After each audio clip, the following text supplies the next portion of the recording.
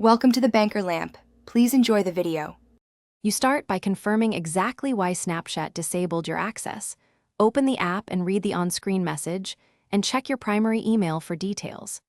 If you used third-party apps or automation recently, note those actions because Snapchat flags them.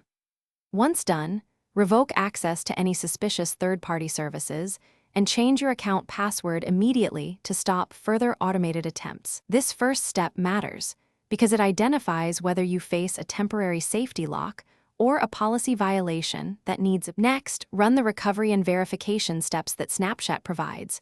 Request a password reset using your verified phone or email, enter the code promptly, and confirm any two-factor prompts. While you're in settings, remove linked third-party apps and revoke OAuth tokens. This prevents repeat flags. Also, gather concise evidence like screenshots and timestamps showing normal account behavior. You'll need these if you file an appeal. Making these corrections now reduces the chance of another temporary disable and strengthens your case.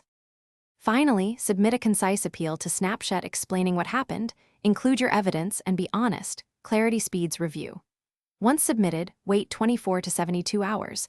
Do not repeatedly attempt logins or send duplicate appeals because that can slow processing. If access still fails after a decision, try final troubleshooting. Clear the app cache, reinstall the app, or log in from another device or network to rule out local issues. If problems persist, contact support with your original appeal ID for escalation. Thanks for watching. If this was helpful, leave a like and consider subscribing. See you next time.